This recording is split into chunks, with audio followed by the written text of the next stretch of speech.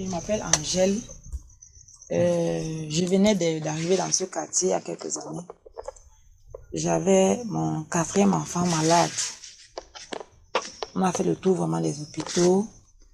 On lui a fait des scanners parce que son problème était le problème de convulsion après la montée des températures. Après le tour des hôpitaux, on a fait des scanners à l'enfant et on n'avait pas toujours de suite. On lui a mis sur Dépakine, qui est un médicament qui a eu des effets secondaires sur la santé de l'enfant. Beaucoup de personnes m'ont conseillé d'arrêter ce médicament. Elle-même me l'a conseillé. Mais vraiment, j'étais à bout parce que l'enfant qui convulsait après 3 mois, après 2 mois, convulsait de temps en temps. Avec le problème de convulsion, en fait, et à l'hôpital, on parlait d'épilepsie et que l'enfant devait développer cette épilepsie toute sa vie. Vraiment, en tant que parents, nous étions très frustrés, mon mari et moi. Très angoissés, il n'y avait plus de sourire dans la maison. Un jour, en passant, puisque maman est déjà une infirmière de métier, donc c'est chez elle au quartier qu'on se ravitaille en médicaments. Et on a découvert le côté naturel dans les médicaments qu'elle fait.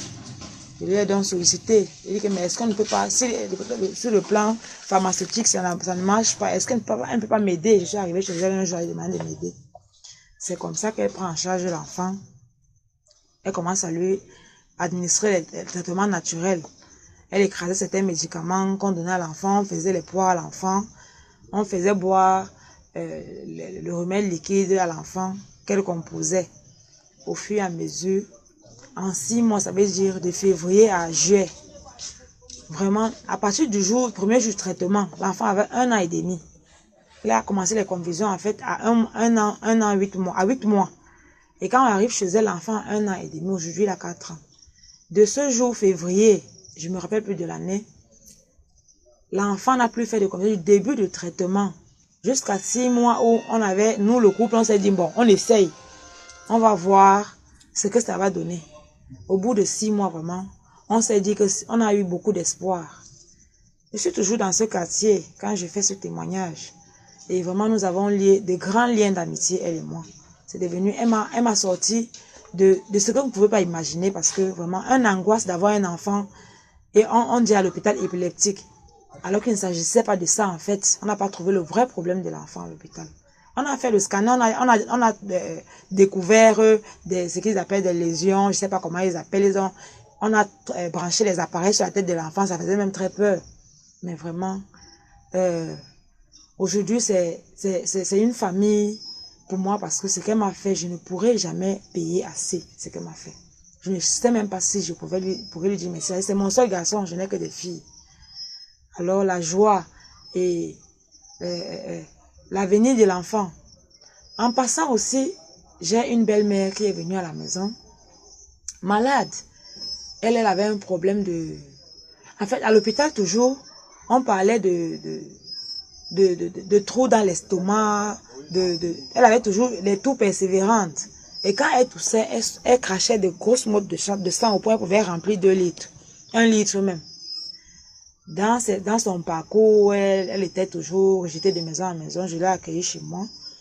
Quand je l'ai accueillie chez moi, de temps en temps, on calmait à l'hôpital. Il fallait panser les cicatrices qu'on dit dans l'estomac. En fait, c'était comme un ulcère développé. Un ulcère très avancé. À l'hôpital, on n'a même pas trouvé d'où venait ce sang qu'elle sortait. On s'est même dit que c'est la tuberculose. On a fait les examens, ça n'a pas marché. On s'est dit que c'est la tuberculose. On s'est posé des questions, on a fait des examens. Ça ce sont des faits réels que je vous raconte. Ce ne sont pas des publicités parce que ce témoignage va aider beaucoup de gens. Parce que nous avons oublié en quelque sorte nos origines naturelles. Vraiment, aujourd'hui même avec l'histoire de Covid aujourd'hui, mon fils a 4 ans. Nous sommes rentrés maintenant à la source. Mais en fait, je vais revenir sur l'histoire. C'est juste pour faire un crochet pour dire que le côté naturel, nous avons oublié. Nous devons revenir à la source. Revenir à la source. Elle, en tant qu'infirmière, elle a au moins l'idée, je l'ai fait comme ça, elle a l'idée des quantités qu'elle peut donner à un enfant, des dosages et même à une grande personne. C'est parce qu'elle est d'abord infirmière de métier que je lui ai fait confiance parce que je sais qu'elle saura manipuler les molécules et savoir les dosages. En fait, pour ma belle-mère, donc, de temps en temps, quand je passe par chez elle, je ne manquais pas de m'arrêter. Je ne manque pas jusqu'au jour de m'arrêter, de dire bonsoir si elle est là. C'est comme ça que j'ai dit que j'ai un cas à la maison, vraiment. Ce cas-là, il faut qu'on voit dessus. Et puis bon, on tergiverse et on passe. Après, on a pris au sérieux parce qu'elle était de plus en plus malade. Elle a dit qu'il fallait qu'on fasse consulter ma belle-mère. J'ai payé la consultation normale. On a payé cette consultation. Mon mari a dit il faut qu'on paye. Il a envoyé l'argent, on a payé la consultation. Elle est venue, elle a entendu, elle a pris ses paramètres. D'abord, elle a jugé qu'il fallait commencer par les médicaments, pharmaceutiques. Elle a commencé par le traitement pharmaceutique pour calmer, parce qu'elle avait une tension élevée et tout, pour calmer son organisme. Après, elle a diagnostiqué et elle a commencé à lui faire des traitements naturels. Je vous assure, nous sommes en 2020. Ça fait quelques mois qu'elle a fait ce traitement-là. Ma belle-mère, avec ce problème d'ulcère, ne pouvait pas manger. Il fallait à la maison que j'évite de manger ginger, piment, épices et tout. Ma belle-mère, aujourd'hui, mange tout. Ça veut dire que même les aliments durs, comme le bâton de manioc, le macabo et tout, elle peut manger tout. Si elle respecte aussi son organisme qui est fragile. Alors, je vous assure, celui qui a un problème de santé, ma belle-mère a retrouvé sa santé. Elle est pleine de vie et elle a beaucoup d'espoir. Donc, c'est pour vous interpeller, chers frères et sœurs. Ne nous aliénons pas toujours sur le plan pharmaceutique, qui est un engrenage et qui ne nous satisfait toujours pas. Notre côté naturel que nous avons négligé, nous devons nous retourner vers ce côté-là et faire confiance à cette maman qui est la mienne aussi. Elle n'est pas vieille, c'est une jeune maman. C'est une maman qui est pleine de connaissances et de dons, parce que c'est à travers Dieu, c'est une grâce à travers Dieu qu'on passe. Ça veut dire qu'elle n'est pas un Dieu, c'est Dieu qui passe par elle et qui l'a orientée pour sauver des vies, comme elle le dit. Donc vraiment, moi j'ai eu l'expérience. Et en dehors de ça, parce que moi je suis une personne très ouverte, j'ai une amie qui a un mari pasteur. Dans cette église, elle, mon amie, quand un enfant est malade, puisque la plupart des gens dorment à l'église et tout, je lui ai dit qu'il y a ma maman là, il faut venir la voir. Parce qu'elle-même, elle avait un problème. Elle n'est pas venue pour son problème, mais elle a amené un bébé d'abord malade qui on voulait transférer, les jeunes parents n'avaient pas les moyens. Ce bébé-là, en une soirée, les petits médicaments, les familles n'avaient pas l'argent, les petits médicaments traditionnels qu'on a donnés et tout qu'elle fasse. Ils ne sont même plus revenus parce que l'enfant a un problème d'anémie et un rachitisme apparemment, elle a diagnostiqué. Et le traitement qu'on a donné pour un jour, bon, l'enfant était tellement pâle et tout qu'on demandait transfusion à l'hôpital. Mais le petit traitement d'un jour a fait que je pense que l'enfant est toujours là. L'enfant va bien. Avec un traitement adéquat pour son problème. Alors, à base des plantes naturelles. Alors maintenant, par rapport à cette église-là, un autre petit garçon, ce qui m'a fait plaisir, est arrivé avec un même problème comme mon fils. Ventre ballonné et tout, il a un problème de rachitisme apparemment. En fait, elle sait comment il diagnostique cette affaire. Moi, je ne suis pas infirmière. Cet enfant est arrivé et j'étais même de passage parce que les personnes qui arrivent ici après moi, je ne suis même pas au courant de c'est elle qui me rend compte de qui arrive, que j'ai envoyé telle personne, je ne le connais même plus. C'est telle personne qui a orienté et tout. Alors cet enfant arrive avec sa grand-mère qui est malheureuse, la maman est malheureuse.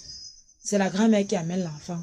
Finalement, l'enfant qui avait des problèmes de confusion, comme mon fils également, n'a plus de problèmes de confusion.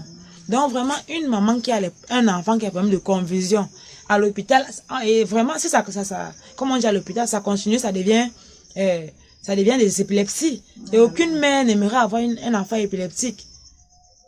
Quand cet enfant arrive, il recouvre la santé, cet enfant se porte bien. Il se porte bien. Donc vraiment, ce qui est bien, nous devons partager. La maman de cet enfant arrive aussi avec des problèmes de myome. Quand elle arrive, elle est pâle et tout. La maman lui fait, selon ce qu'elle m'a raconté, lui fait aussi en passant. Elle fait une analyse sur elle et elle lui dit que vraiment, suite à tel traitement, c'est la mère de cet enfant qui témoigne encore en disant comment ce changement dans son corps et tous les saignements qu'elle a eu, les problèmes de myome sont partis. Donc, vous voyez que ici, on touche un peu à tous ces petits problèmes qui touchent les enfants, qui touchent les femmes, les chlamydia. Qui jouent beaucoup sur la fertilité des femmes et l'homme. Voilà. On détruit ça en 7 jours. Voilà. Le problème de chlamydia. On dans le sang. Donc, vraiment. On brûle le spermatozoïde. Voilà. Ces problèmes d'infertilité et tout. Quand je discute avec elle, comme vous écoutez un peu, c'est vraiment que chacun vient trouver sa solution. Ce n'est pas une histoire de moyens, c'est pas une histoire de, c'est une histoire de venir et de voir et de toucher, parce que si Dieu est passé par elle pour m'aider, on est certain que Dieu passera aussi par elle pour vous aider, parce que nous avons tous chacun son problème. Donc en quelque sorte, c'est ça mon témoignage. Merci.